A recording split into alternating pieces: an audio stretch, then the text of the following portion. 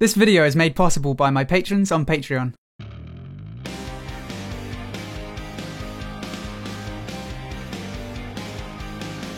Hello everyone, my name is Ziamaro and welcome to Battlebright Sage. Today we continue our series on the difference between each rank. Last time I did one of these videos we were still in the pre-season, and I hate to break it to you guys, but we all had inflated ranks. Many of us were a league or even more above where we actually belonged. And it's important for me to mention that because the difference between ranks was a lot less defined in the pre-season than it is now. So this week we look at the difference between gold and platinum.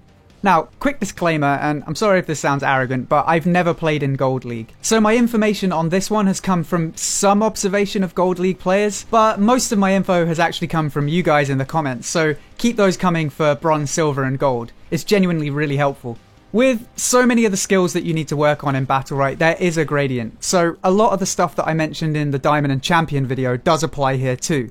Attitude and situational awareness are still a factor, but to make the jump from gold to platinum, I think there are some more immediate things to work on. First up, cooldown management. By the time you hit Gold League, you almost certainly know what all of your skills do. You probably know what all your enemies' skills do too, and if you don't, that's something you should probably work on. But something else that you need to work on is understanding when to use which abilities. And conversely, when an enemy uses a cooldown, you need to learn what to do about it. So in terms of your own cooldowns, try to think of each cooldown as a response to what the enemy throws at you. In particular, your space and other mobility skills shouldn't be used just to create or close a gap. As a melee player, you obviously want to get closer to your opponent, and as a ranged champion, you want to stay away from the melee champions. But your space ability should be used in response to an enemy's abilities. Now, I know I use these two as an example a lot, but I think they really fit their archetypes really well. So, let's say you're playing Alicia and a Freya just rocks up to you on her mount and starts wailing on you. A lot of lower players instantly space away because it feels like the right thing to do. But the problem is, Freya still has her space, so she spaces to you and carries on wailing on you. Now what happens? That's right, you're dead. So in this scenario, what you should do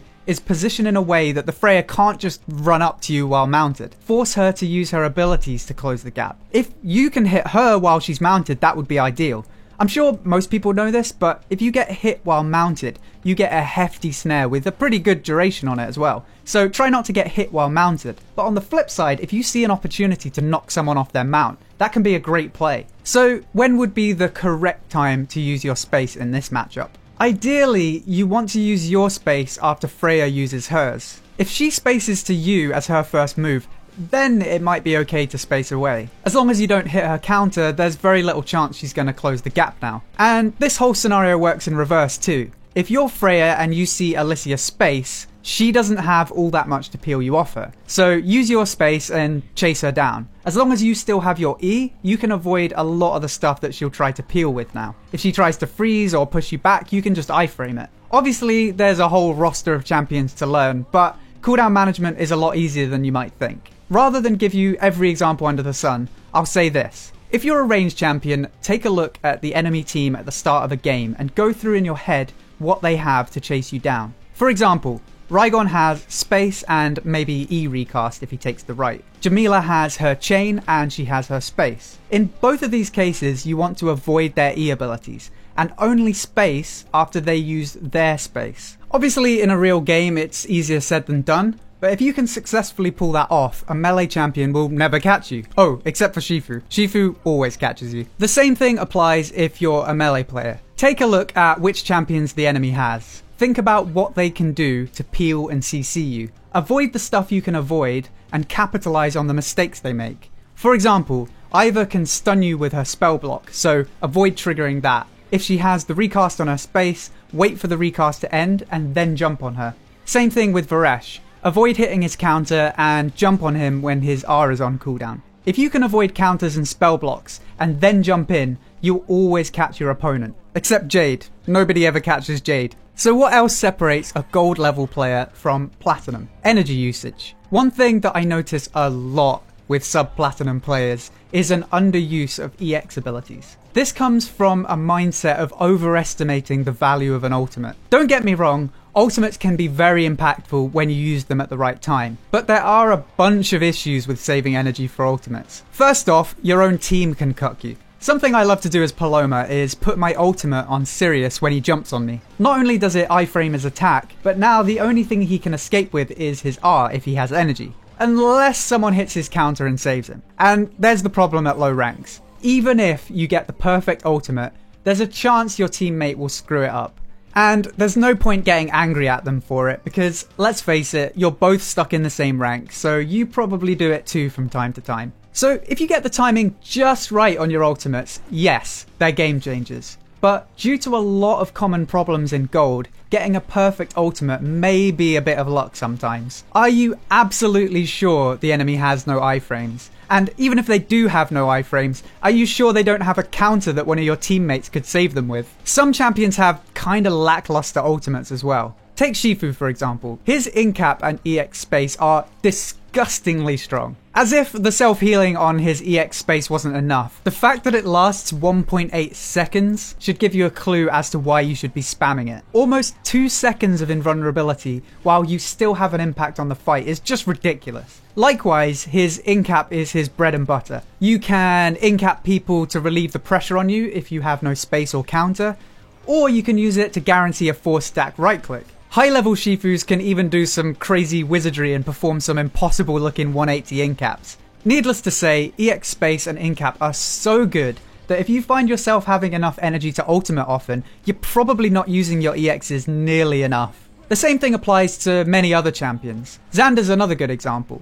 Both of his EX abilities are incredibly powerful. A big double right click with your ultimate might feel tempting, but constantly applying Arcane Conductor with your shift space, or healing and cleansing with your shift mouse too, is a lot better, at least when you consider the energy cost to impact ratio. In fact, that's a good way of thinking about any ultimate. Is the impact you're gonna get from your ultimate worth 4 EX abilities? Energy is hard to come by, so you need to make the most of it. For example, as Lucy, is it worth having no iframe for a while just to cast Crippling Goo? There are times where it will be worth it, of course. Crippling Goo is amazing, but remember, it comes at a cost. Finally, let's take a look at Tunnel Vision. This is a big one. Everybody does this from time to time, but if you want to make the jump to Platinum, sorting out your tunnel vision is a good way to do it. Tunnel vision can come in a few different forms. The most obvious one is attacking the same target for the whole game, regardless of cooldowns, regardless of positioning. This is bad, obviously. In fact, there are only 2 targets in the game that you could possibly decide to focus at the start, Lucy and Jamong. And the reason for that is that both of them require a little energy, or M1 stacks in the case of Jamong, to survive. If you pressure them enough at the start to the point where they can't even get enough energy, yeah, that might work. But learn when enough is enough. Once they have their stacks and energy, they're no longer a prime target. For any other champion in the game, deciding to focus them before the round even starts is foolish. Target focus should always be based on cooldowns and positioning.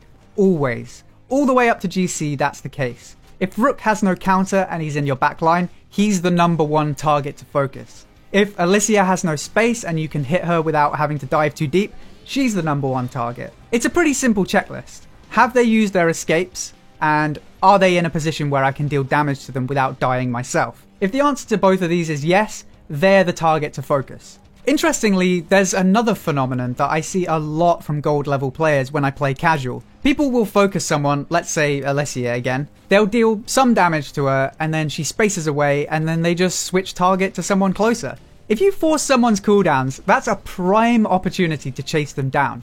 Don't switch target just because someone runs away. If they use their only escape and you still have gap closers, freaking kill them! Supports also get tunnel vision. The job of a support is tough sometimes, and it's easy to get tunnel vision. You need to deal damage, you need to heal, and CC, and a bunch of other stuff that you need to be aware of too. And that's at least one more thing that you need to worry about as a support. Some supports do focus a bit too much on healing. A good example of when you should deal damage is against a Rook or a Raigon. If they dive into your backline, they'll likely use their counter or parry soon after. Avoid hitting them, but once they're down, you should be dealing some damage to them. Nothing peels better than the threat of death. Both of those champions are incredibly vulnerable once their Q abilities are down. However, you need to know when to switch priorities again. You should never be fully in damage mode or healing mode. You need to be aware of both at all times. You do need to punish the enemy with your DPS abilities, but it is still your job to keep your team alive as well. My best advice for curing tunnel vision is to forget about your aim. You want your aim to be second nature.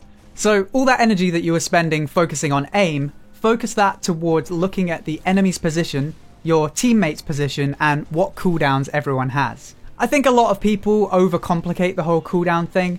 In most situations, you only really need to keep note of 1 or 2 cooldowns per enemy. Usually that's counters or reflect and mobility. So just watch out for those abilities and then punish when they're down. There are more intricacies in the difference between ranks, of course, but these 3 things should give you plenty to work on if you're sitting in gold and you're looking to make the jump into platinum. I hope you enjoyed this video. If you did, then please feel free to subscribe for more Battlerite guides, news, and discussion. If you'd like to help support the channel and get some unique rewards, then head over to patreon.com/BattleriteSage. And don't forget to check out twitch.tv/BattleriteSage. Until next time, thank you for watching, and I'll see you soon.